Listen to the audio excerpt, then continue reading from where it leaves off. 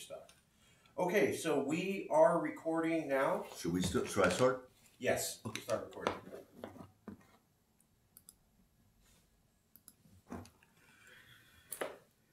Okay, we're good. Okay, so Yeah, go ahead, take a seat.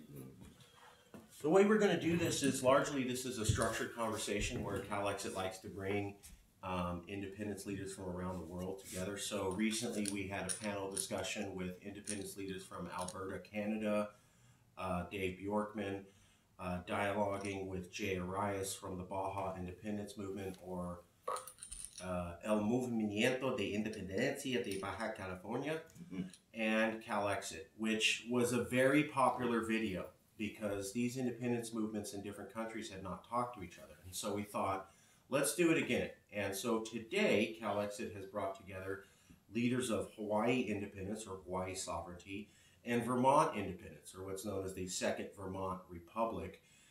Daniel's going to lead the interview. What we'd like to do is Daniel's going to walk through. Jim, if you'd quickly introduce who you are and your movement for a few minutes, and then we're going to go to Poka, and Poka will introduce who he is and his movement. And really what we'd like to have is a dialogue on the way different independence movements are trying to pursue independence and have a cross talk. So for the first time ever captured on film, we have people from Hawaii independence talking to Vermont independence, and hey, that's an interesting idea, or have you thought about this? And then Vermont independence saying, hey, Hawaii sovereignty, that's interesting that you brought that up. Kind of a cross-pollination. When we did that with Baja and Alberta, people loved it because that had never been filmed before. These independence movements have never talked, and they were actually comparing strategies. That was vibrant to the news and to our members.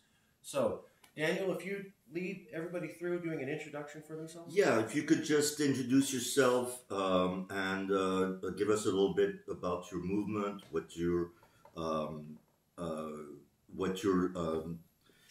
advocating, and also, like we said, we're going to talk back and forth.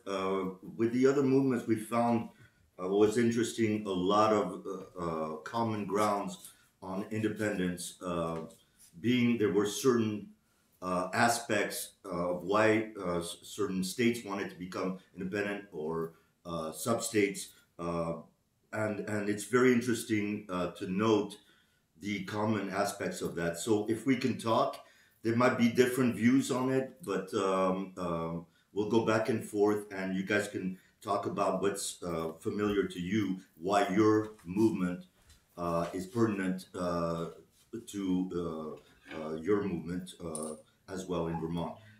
So please start with introducing yourself, and we'll go on from there.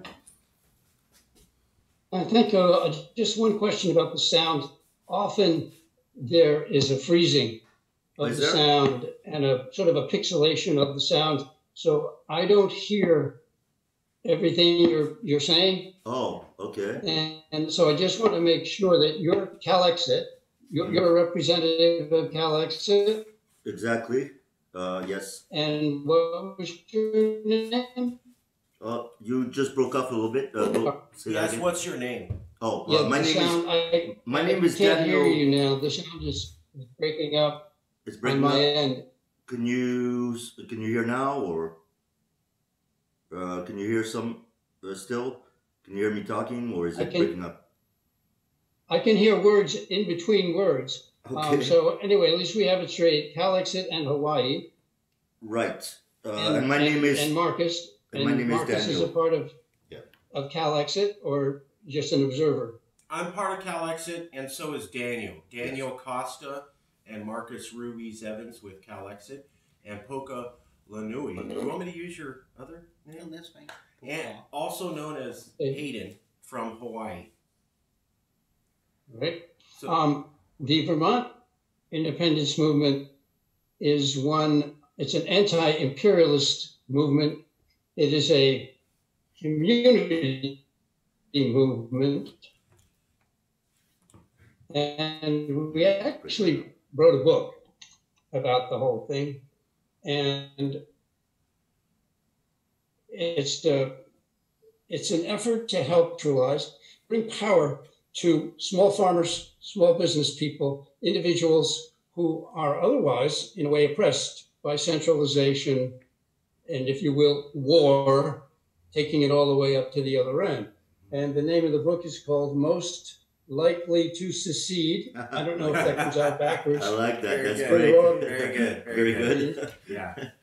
Most likely to succeed, and it's the product are currently involved in the Vermont secession movement are they're long-haired PhD egghead types, and we have had meetings with secession movements from all over the country, Texas, several states in the South, and we have some very important things in common with everybody, and that is sovereignty, state sovereignty, and anti-imperialist adventures, if you will. So I'm not sure, is that enough of an introduction, or would you like me to? As much as you want to give us your involvement, if that's enough of an introduction for yourself, yeah, that's fine.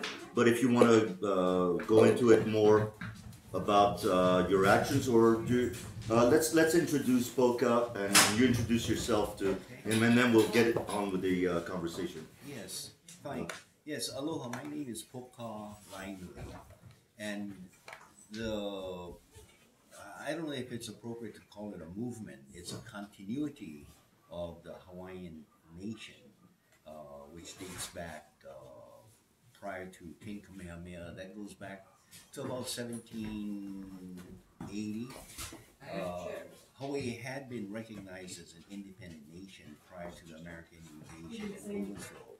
There was actually a sneak attack. We often talk about December 7th when the Japanese attacked Hawaii and attacked Pearl Harbor. Well, in 1893, the Americans conducted a sneak attack, changed the government in Hawaii, and Hawaii has been taken over by the United States ever since. The terms that we often use when we talk about, some people would call it secession, other people would call it liberation. I choose the term liberation because secession assumes an appropriate taking. And what we are saying is that there has been no appropriate cession of Hawaii to the United States. It's a colonization, and so we have to be very careful with terminology when applying the Hawaii situation and the particular history that Hawaii has with regards to the movement for liberation. I think the commonality that we all have is the movement for self-determination in different ways. There are some areas which may not have had the independent status that Hawaii has had, but want to emerge with the right to self-determination, which is appropriate, and many countries have done that over the years. All of Africa, for example, had become independent since about the 1960s, and if you go back to 1940, 1945, after the formation of the United Nations, you have had so many other countries that have become independent, not necessarily from the history that we have, being previously an independent nation, but still with the same cause of liberation. So Hawaii falls in that line of liberation, and that's a commonality I see with all of the current liberation movement, the whole concept of self-determination. And I should point out that cause is not unfamiliar with, and it should be familiar with, all of the United States, because it was in 1776 that the United States formed, or previously the American continents created a new international principle, the right of people to determine their own future. So basically what we are saying is that we are all inheritors of that history. And then following the American Revolution, then you had the French Revolution, and you had a continual movement towards self-determination. So under the broad umbrella of self-determination, that's where Hawaii would fall under, with some specific details that may be different from other areas, but it still falls under the same human rights principle of self-determination. So I think for right now, that's enough said about the Hawaii movement as I perceive it. Great. Jim, could you hear that? Okay, did that come out on your I end? heard most of it, but there were sections of 5 or 10 seconds where it just stopped Okay. and then picked up again. But you got the gist of it, of what he was saying, or is there any thing you didn't hear that you want repeated, or did you hear that from me? Yes, Yes. I did. Okay. And I have well, I wanted to mention that in Africa, when it was, of course, divided up among European powers as though they owned it, and they fought over and traded off different sections, and called it Rhodesia and South Africa and whatever. When they gained political independence, and I think this is a very important issue, they did not gain sovereignty because they were still under the thumb of the international bankers, the IMF, the European central banks, who devised ways to steal their resources. The Brits stole South African gold. There was South African mineral African mineral deposits in Congo and all over Africa. And so these natural resources have been exploited. If the countries were truly free and sovereign, there would probably, I don't know. I mean, there could have just been outright war, slaughter, like there was in Iraq, to obtain what the Western powers wanted to obtain. But our movements all agree that that is evil, and by seceding and dividing things up, you could actually prevent that, because then you prevent the centralization of the money powers. Without that, they couldn't do any of this. So by breaking that up, you also stymie, at least, or curtail the central powers from stealing the resources that they have traditionally stolen from the rest of the world. Great. So Great, Jim. And I'm that's gonna. what I would have to add about what happened to Africa, not to mention the Middle East. Right, and Jim, and I'm gonna have both of you answer first. You, Jim, what are you mentioned some general grievances with being part of a bigger nation that's not leaving us enough autonomy within our state. What are your particular grievances in Vermont against the U.S. government? Why is it that you have come to the drastic, just like us, California, the drastic realization that we need, that there's nothing less than secession, because a lot of us feel that the system is broken, the White House, the administration, but not because of Trump particularly, but because it's been over decades leading to this. So I just wanted you to touch on that, and Poka after that. What are your particulars in Vermont of your grievances against the U.S. complex? All right. Now, no matter who the president is, these grievances apply. Right. The way. So this is a bipartisan, from my point of view, imperialism. Right. And number two, I think I may lean toward this grievance more than some of the others in the movement, but that's not important. That is the Wall Street central bank cartel that actually has put its. Hello. Let me. Oh, is that you? Okay. And Didn't know where that was coming from. they have their footprint and their fingerprints and their teeth and their heels over everything that happens in Vermont. I have fought for a state bank for years, just like the Bank of North Dakota, which is, as you know, the only state bank.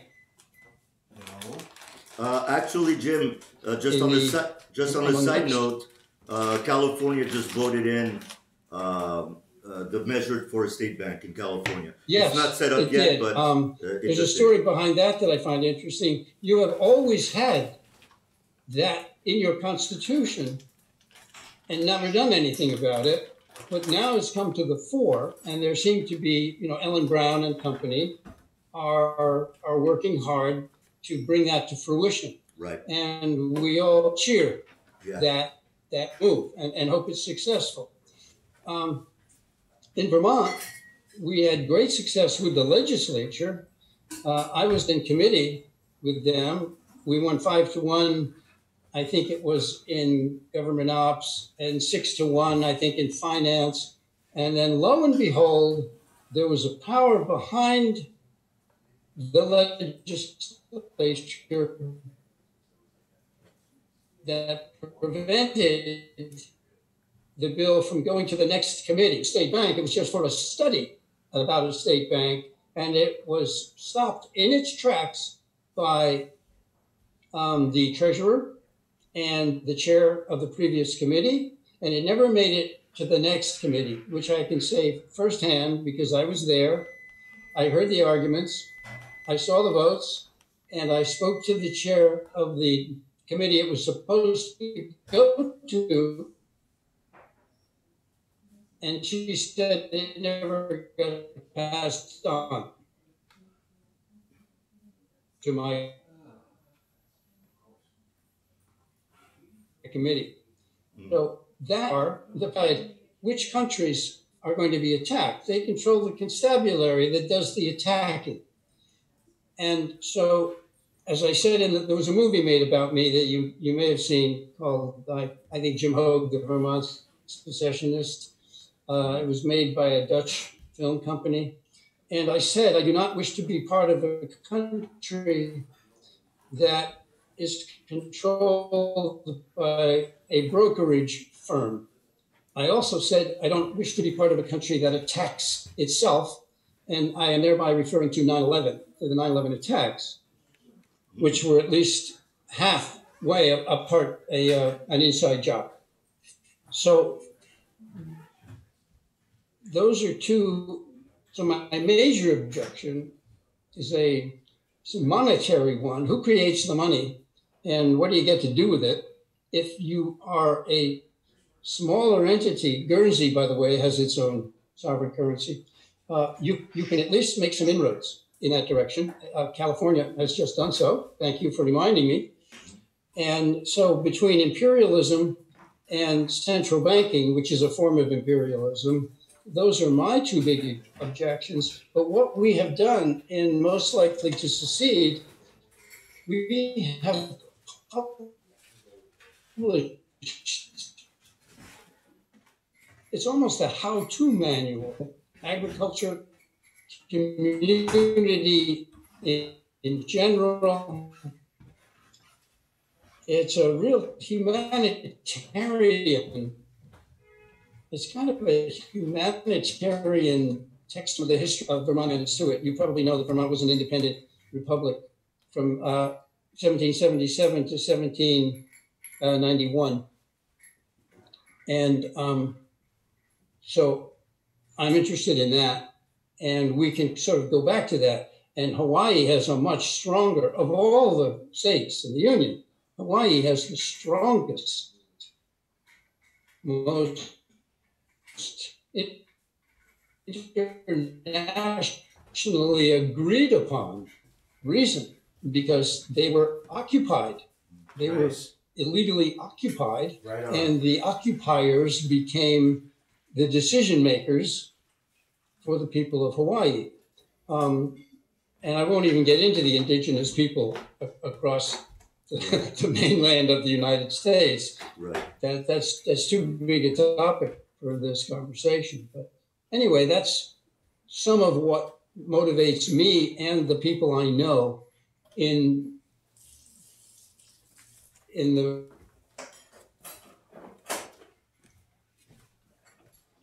secession movement in Vermont. Okay, great. Great. And I'm going to get back to you on more specifics of that, but it's a good segue for you.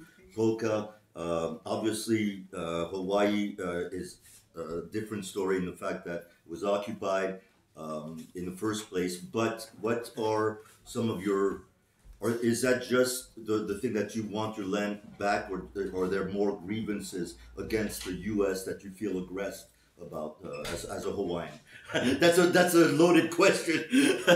and somewhat complicated. But Yes. if I can answer it this way, when I speak of liberation, I can find many reasons why we should be liberated, but that's not the heart of the issue.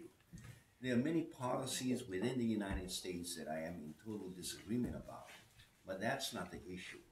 The underlying issue is the right of people to be free and to determine their own destiny. If we get into the argument about whether or not one policy or another policy is good for the people, what you actually do is substitute your belief system or colonial entity's belief system and impose it upon another people. That's the same argument that people had against slavery or for slavery, saying, well, why do you really want to be free? You have free medical, you have full employment. We send a doctor down to the plantation every year, and we examine all the people for free. You have all of these benefits. But that's not the issue. The issue is freedom. The issue is independence. The issue is self-determination. At the present time, Hawaii does not have self-determination from a position that we had prior to the American, and it's not merely occupation. Occupation is defined as the taking over or the possession of a territory during a period of war or during a period of conflict. What the Americans have done is they have colonized the area. They have taken over the government. They have wiped out the whole structure of government. They have seeped into every area of life in Hawaii. The language has been changed. The economic system has been changed. The health system, the education system, all of these things have been changed so deeply that it is colonization, nothing less than that.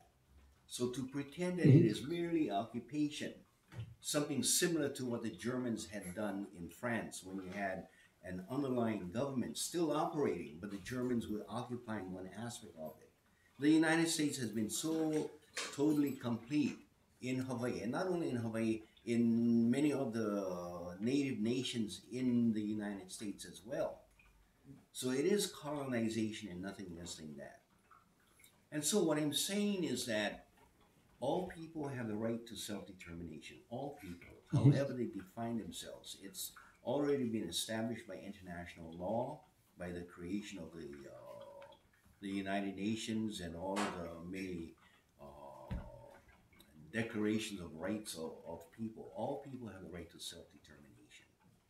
And so we don't need to go through the particulars of the Donald Trumps that we do not agree with, or the banking system that we do not agree with, or any of those details.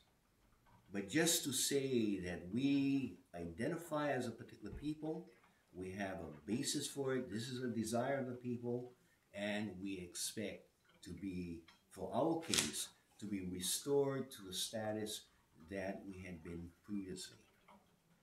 At the present time, we are an island reality, overcome by a continental mentality. A continent that is 2,500 miles across an ocean. And they are using a continental mentality to govern over our island reality.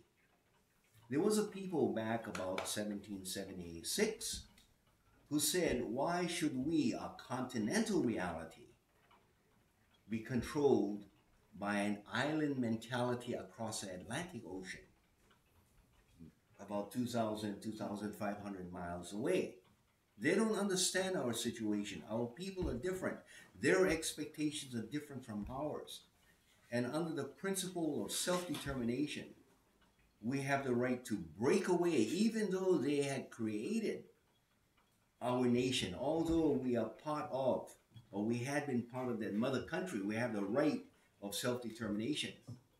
Today in Hawaii, we are simply reversing that argument and saying that do we, as an island reality, have the right to say that we never wanted the marriage? We were forced into that marriage, and we are insisting on a divorce, the separation. So that's essentially the major aspect of it. And there are many more details. I do not agree that the United States Constitution should govern over us. They determine our international relations. They have taken up 1/3 of the Hawaii Islands for military purposes. We are the most militarized area in the world. We are the early warning system for the United States of America.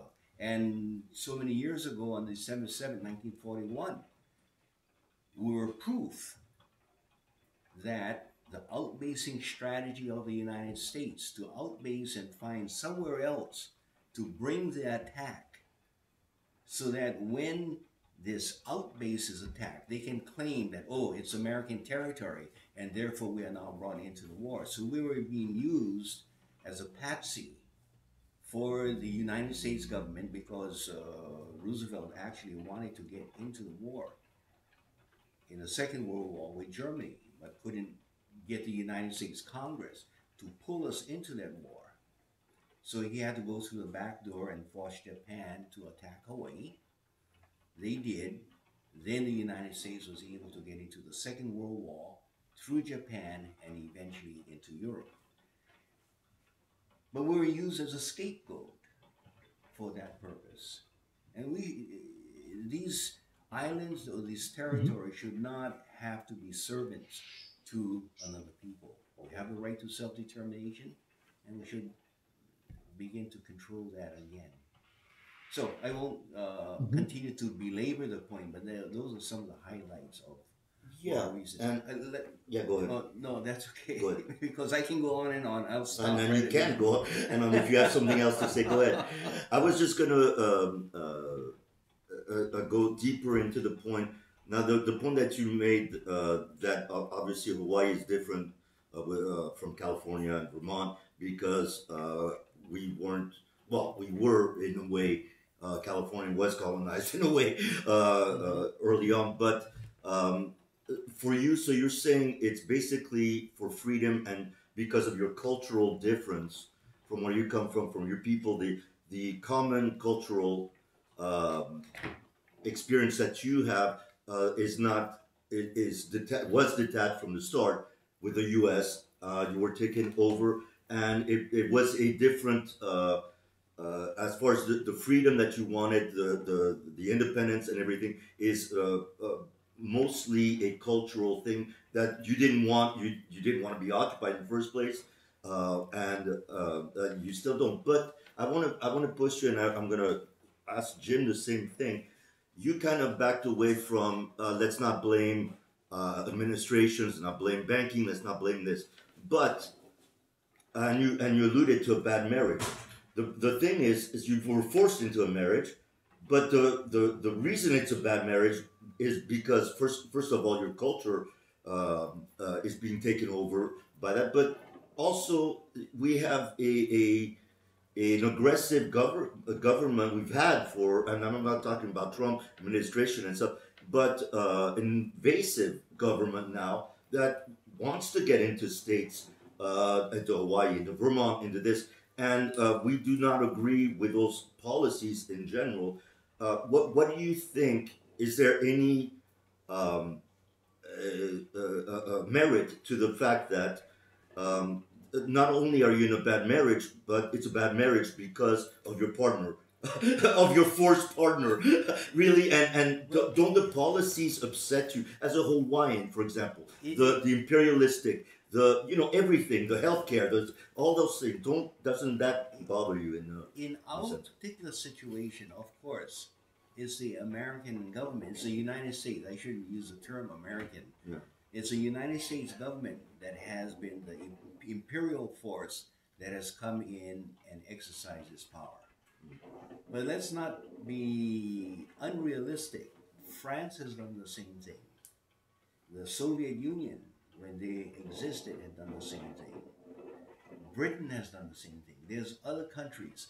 So the issue is not necessarily the formation of the American government or the American character or mentality, but it's one particular aspect of the American government that at the present time you can see how out of control it has gotten. Mm-hmm. And that is the lack of control over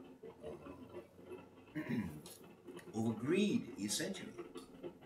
But it's not particularly Americans. Right. It's a matter of the nature of people who do not allow it to, or who allow it to go uncontrolled. Mm. So it's this whole idea of not allowing another people to come in, whether it was the Soviet Union or China or Japan or anyone else. The fundamental principle is still the same, and so that's it. The Americans cannot claim exceptionalism, that they are exempt from the rules of human rights. Right. They too need to be held to the same standard. Which in somewhat defines, and I'm going to go back to Jim, on the imperialistic nature of what the U.S. has become. You can't deny that by definition we are an imperialistic society. You were talking about occupation. We're occupying Iraq, Afghanistan. We're still there. I mean, and that's basically imperialistic. I think we need to be careful when we say we. Because even within the United States, there's a split personality. Oh, sure. You have a huge amount of people who are basically kinder, gentler, concerned, are not necessarily in favor of the government action. Yes. Through the manipulation and the cheating that has been going on within the United States, the lack of ability to control economic development, and so that's a very serious sickness within the United States. Of course. Yeah. Okay. And that's exactly what we're talking about here. I think the secede movements that are happening are partly due to that divide that we have. I mean, we're a divided nation, and obviously when I say we, I'm talking about the United States government, not about the people, because we're very divided on most everything in the nation when you see it now. So Jim, going back to you on the thing that you said, it's monetary for you, and mostly that you feel that people in your movement, it's because you don't have the monetary freedom, because that's the oppressive. But is there anything else that Vermont residents have grievances with the government? For example, what is their view on the imperialistic view, the militarized view, the other issues like healthcare? Like, are there any other things where the government is stopping you from your own destiny of what you like as a majority in your state? Okay, well, thanks for asking that. Don't forget you've asked it, but before I forget, I want to say I very much am enriched by the perspective, by the Hawaiian perspective. The beginnings of Vermont were the opposite. Right. The people who settled Vermont in the early 1700s were white, and primarily from England. They didn't particularly displace the Abenaki because the Abenaki were wandering. The Abenaki didn't have cities and towns. They wandered throughout the state of Vermont and occasionally in other areas. And then the Caughnawaga were in Montreal and in that area. So Vermont very much wanted to become a state, wanted to become the 14th state. But remember, in those days, a state was sovereign. The founding fathers, through the Articles of Confederation, conceived of the 13 colonies as becoming independent states. The Constitution that followed was a little bit less centralized, a little bit more centralized, but it still assumed a sovereignty within each state.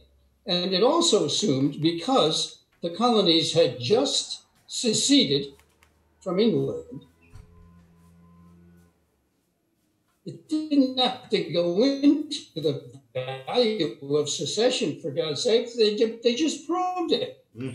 They just agreed upon the values of secession. Therefore, this is very important historically, therefore they could secede from one another because they had just done it. So there wasn't any argument about it because it was a fait accompli. It was given. And so anyway, I don't want to harp on that, but I just want to show that there's a huge difference between the formation of Vermont as we know it and the formation of what happened to Hawaii. Right. And then if you look at the first huge official grasp, the Spanish-American War. And I wrote a long paper about this. It wasn't the Spanish-American War. It was the war against the Philippine people. It lasted 3 years. It slaughtered millions, more people in 3 years than the Spanish slaughtered in 300. So that's the beginning of the huge grasp of American imperialism. So this pretense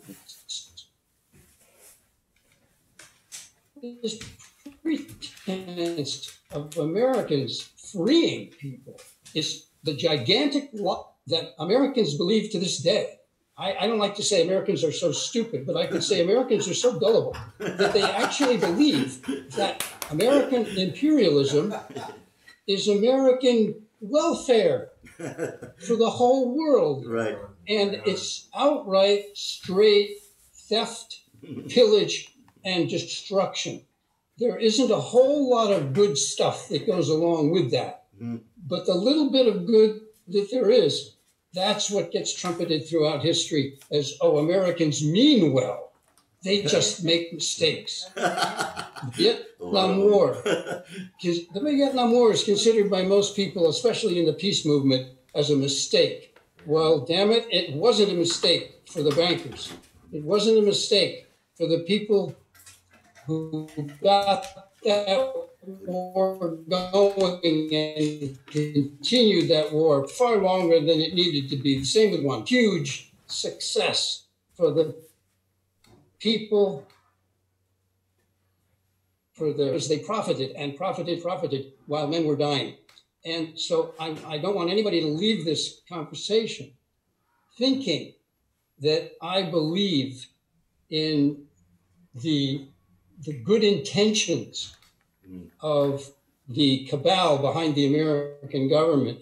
Sure, there are a lot of people within the American government who have good intentions, but what drives the American government is theft of other people's land. Right on. And it has driven it almost from the beginning. Lions had the Bible and the settlers had the land. So we have this awful history. Now, to go back to your question, what is it besides imperialism that motivates Vermonters? Right. You know, those few of us who actually want to be. Most Vermonters probably don't even know that there is a secession movement in Vermont. They're very happy with the welfare state. Vermont is a welfare mama like no other state. They take care of people beautifully. We still have Social Security. We have, and anybody with any kind of impediment is granted a physical disability and mental disability. So Vermont is kind of like the poster child for taking care of its own citizens. So given that mentality in the state of Vermont, it's very hard to get people to even imagine something like secession, because freedom has become almost a dirty word. Freedom and sovereignty and liberty is absolutely, I know you think I'm crazy. It is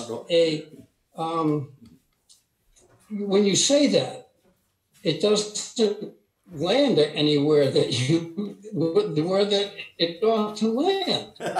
These are words that are sort of 18th century words that were visceral, lived in the 18th century. That's what people lived for, was their autonomy and freedom.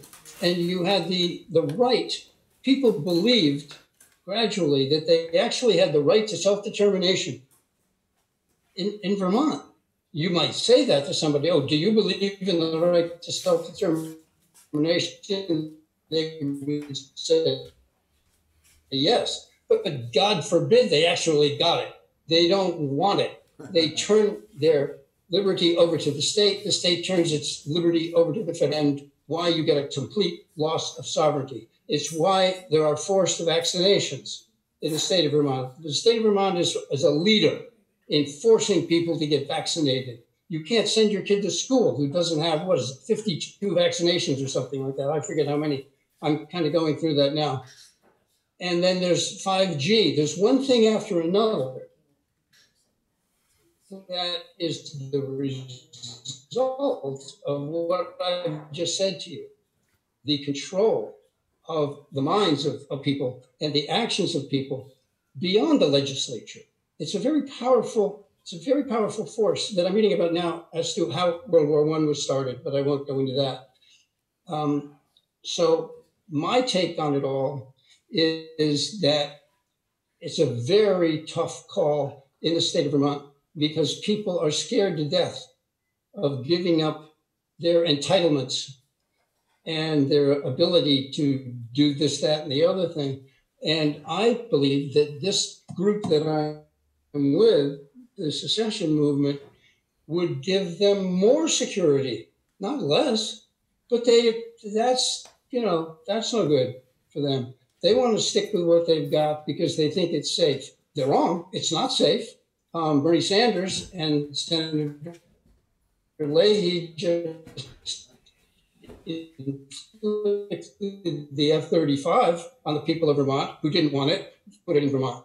But here it is. So what I'm getting at is, even though these things happen to us, one thing after another, people don't get it. So we have this small, egghead group of secessionists who do get it, wrote a book about it, and are trying to bring that forth. So I and my friends are a very small group of people who get it and who are trying to make Vermont sustainable, really sustainable, improve the soil, improve the water. Nobody argues with that. Right. Let's improve the soil, let's improve the water. They'll do it. And they pull work. So if you go to the people, the farmers, my friend Abe Collins is one of the world's leading experts on pasture management. That's how you improve the soil. That's how you improve the water. And we need to shuck, is that the right word? This idea of the government being the solution, when in most cases it's a problem. So the marriage between Vermont and the federal one, it's over. It's run its course. The government lied and continues to lie over and over again. They break their own standards, and they have to lie about it because the standards are great. But they have to lie continually. Look at 9/11. A continuous lie to get people to support the troops.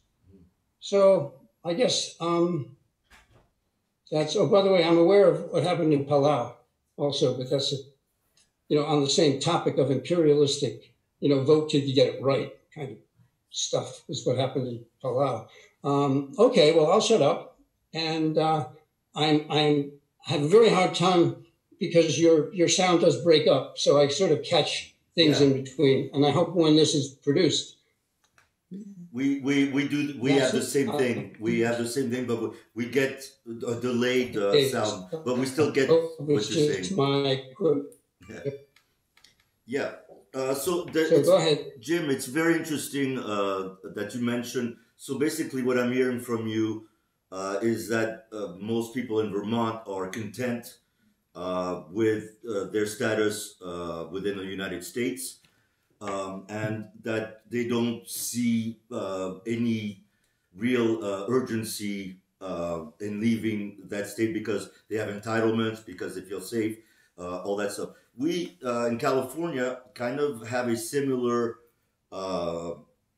issue when we're talking about California independence, which is that Californians are also kind of in a bubble of you know what, our state runs pretty well. We have, progressives that reflect our values and stuff. And so really, we don't like what the rest of what the federal government's doing. We don't agree with the wars. We don't agree with all that. But in the end, the Californians think that if they can change the government, the Senate, the Congress, the president, that it will go back. They have this kind of blinders that the U.S. could go back to what it was once if we were able to reestablish some kind of a government that's not a liar, that is actually a government that reflects the people's wishes. So we have that kind of problem when we go up to Californians and go, even though we are much more than I'm sure.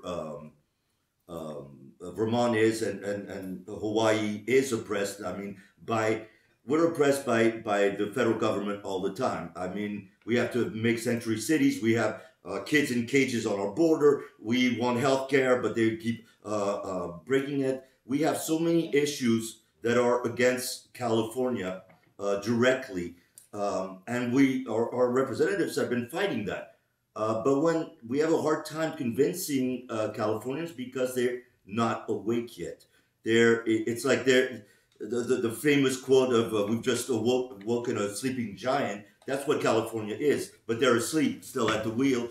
They're not oppressed enough to come out and say, "Well, yeah, that's a viable solution." Independence. It's starting to catch within certain things, but I think. With all the oppression that we have, that people are still not willing to react to that, and that when you see that, I think every secession movement sees that the government, the federal government, is a broken machine, and we feel it can be fixed. If we could fix it, unfortunately, California's vote because of the Electoral College doesn't count for much. So we have very little influence within the national politics. We have influence within our state, but not within the national politics of it. So we can't, even as Californians with the power, with 40 million people here, we cannot affect change within the United States. So our voice is not heard. And not counting the representation in the Senate, that we have 2 senators